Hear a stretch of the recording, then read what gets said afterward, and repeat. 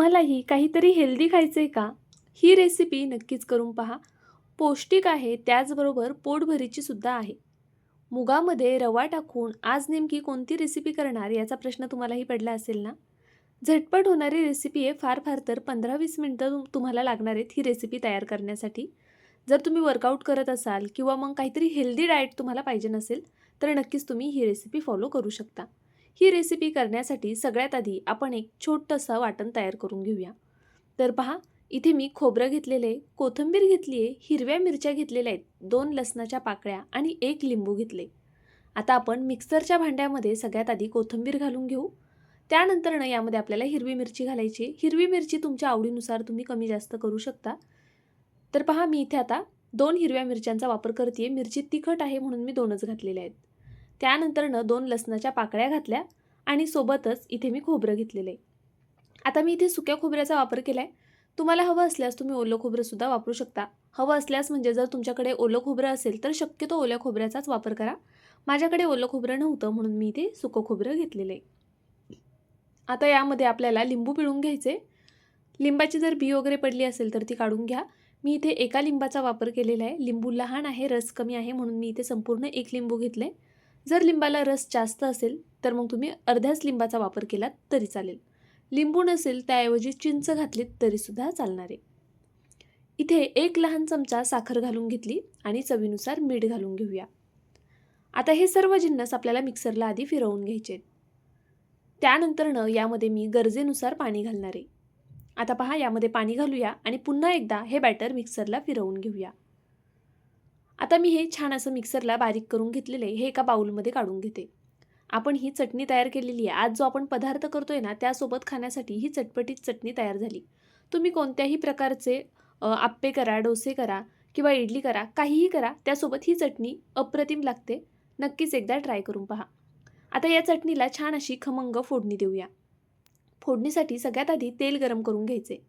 तेल छान असं कडकडीत गरम झालेलं आहे. यामध्ये मी उडदाची डाळ घालणार आहे 1 चमचाभर.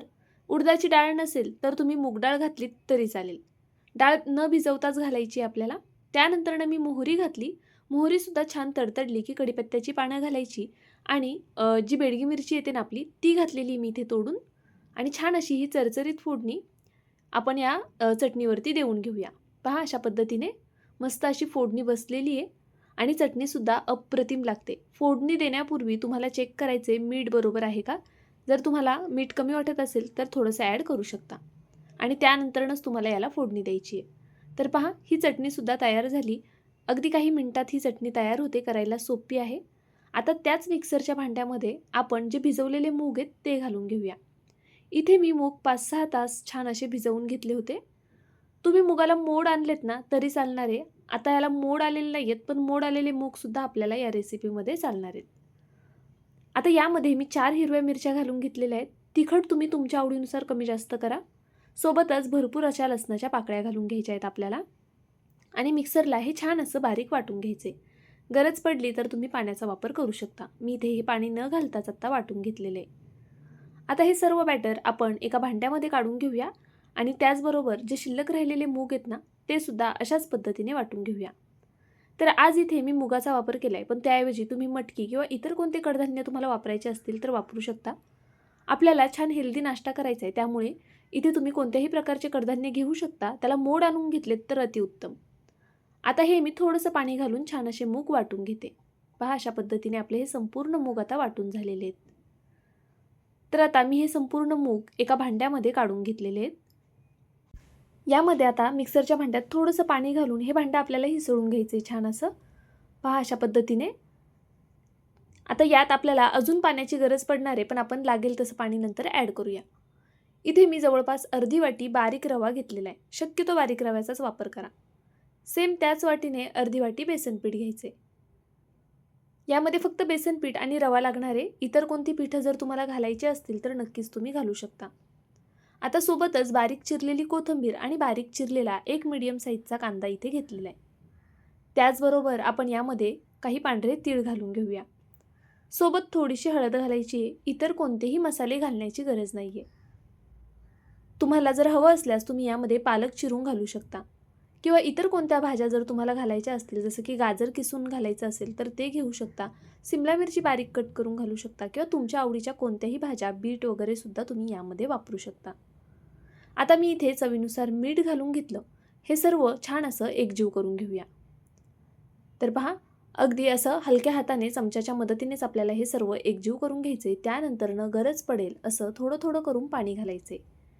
हे बॅटर आपल्याला खूप घट्ट करायचं नाहीये, त्याचबरोबर अगदीच पातळही करायचं नाहीये. आता या बॅटरपासनं जर तुम्हाला अप्पे करायचे असतील ना, तर तुम्ही यामध्ये थोडासा इनो घाला. त्यानंतरनं हे छान एकजीव करून घ्या आणि मग त्याचे छान असे अप्पे तयार करा. आज मी तुम्हाला अप्पे नाही दाखवणार आहे. आपण आज नाश्त्यासाठी एक वेगळा पदार्थ करूया. यामध्ये मी अजून थोडं पाणी घातलेलं आहे आणि हे छान असं एकजीव करून घेते. तर पहा, अगदी हलक्या हाताने अशा पद्धतीने आपल्याला हे छान असं एकजीव करायचे. त्यानंतरनं मिठाचा अंदाज घ्यायचा आहे. जर मीठ कमी वाटलं तर मग पुन्हा तुम्ही मीठ ॲड करू शकता. परफेक्ट असं हे बॅटर तयार झालेलं आहे. आपण यामध्ये जो रवा घातला आहे त्यामुळे आपला जो होणारा पदार्थ आहे तो छान असा कुरकुरीत होईल. त्याचबरोबर जे बेसन पीठ घातले त्यामुळे हा पदार्थ छान मिळून यायला मदत होईल. पहा, अशा पद्धतीचं हे बॅटर आपल्याला तयार करून घ्यायचे. खूप घट्टही नाही आणि अगदीच पातळही नाही. आता मी इथे तवा छान असा गरम करून घेतला. यावरती तेल घालून घेऊया. तेलाऐवजी तूप किंवा बटरसुद्धा वापरू शकता. तेल सगळीकडे एकसारखं असं पसरवून घेतलं. त्यानंतरनं हे बॅटर आपल्याला पॅनवरती घालून घ्यायचे. पहा, आज मी तुम्हाला या मुगाचे डोसे दाखवतेय. या डोशांमध्ये आपण रवा आणि बेसन पिठाचा वापर केल्यामुळे डोशांची चव अप्रतिम येते. अगदी हलक्या हाताने आपल्याला हे एकसारखं अशा पद्धतीने पसरवून घ्यायचे. अजिबात जाड करायचे नाही आहेत हे डोसे. शक्य होतील तितके असे पातळ पसरवून घ्यायचे. हाताला थोडंसं पाणी लावून हाताने सुद्धा तुम्ही हे बॅटर पसरवून घेऊ शकता अगदी आरामात. तर पहा, इथे मी एकसारखं अशा पद्धतीने हे बॅटर सगळीकडे पसरवून घेतलं. वरतून पुन्हा मी थोडंसं तेल सोडणार आहे. तेलाऐवजी तुम्ही तूप किंवा बटर वापरलं तरीसुद्धा चालणार आहे. झटपट होणारी रेसिपी आहे, हेल्दीसुद्धा आहे. मुलांना टिफिनमध्ये तुम्ही ही रेसिपी नक्कीच देऊ शकता. घरच्या साहित्यामध्ये कमीत कमी साहित्यात तयार होते. आपल्या चॅनलवरती भरपूर अशा नाश्त्याच्या रेसिपीज मी अपलोड केलेल्या आहेत. जर तुम्ही पाहिल्या नसतील तर हा व्हिडिओ संपल्यानंतरनं नक्कीच त्या रेसिपी पहा. रोज नाश्त्याला काय करायचं हा प्रत्येकालाच पडलेला प्रश्न असतो. त्यावेळी असं काहीतरी पाहिलं की मग आपल्यालासुद्धा एक आयडिया येते आणि असं काहीतरी छान करता येतं. तर पहा, पौष्टिक आहे, झटपट होणारे, घरच्या साहित्यात तयार होणारे, त्यामुळे नक्कीच तुम्ही एकदा ही रेसिपी करून पाहू शकता. दोन्ही साईडनी मीडियम फ्लेमवरती आपल्याला हे डोसे भाजून घ्यायचे आहेत. मीडियम फ्लेमवरती भाजा म्हणजे व्यवस्थित आतपर्यंत भाजले जातील, मूग कच्चे राहणार नाहीत. तर पहा, मी दोन्ही साईडनी असंच आलटून पलटून हे डोसे भाजून घेते. आता आपण हा डोसा काढून घेऊया आणि अगदी सेम याच पद्धतीने पुन्हा याच पॅनमध्ये दुसरा डोसा घालून घेऊया. हाताला थोडंसं पाणी घेऊन सुद्धा आहे ना तुम्ही हा छान असा स्प्रेड करू शकता एकसारखा. तर पहा, याच पद्धतीने आपण संपूर्ण डोसे करून घेणार आहोत. हे डोसे चहासोबत अप्रतिम लागतात. सकाळी नाश्त्याला जर करत असाल ना तर नक्कीच यासोबत चहा घ्या. सोबतच आपण जी तयार केलेली चटणी आहे ती सुद्धा कमाल झालेली आहे. अशा वरतून कुरकुरीत होतात कारण आपण यामध्ये रव्याचा वापर केलेला आहे. रोज तेच पोहे उपमा करण्यापेक्षा एकदा या पद्धतीने ही रेसिपी करा. आठवड्यातनं 4 वेळा तरी नक्कीच कराल अशीच आहे. बरं चला, व्हिडिओ आवडला असेल तर लाईक करा. नवीन असाल तर सबस्क्राईब करून घ्या. त्याचबरोबर मित्रमैत्रिणींना हा व्हिडिओ पाठवायला विसरू नका. उद्या पुन्हा भेटूया अशाच एका छानशा रेसिपीसोबत. तोपर्यंत bye. Thank you so much for watching.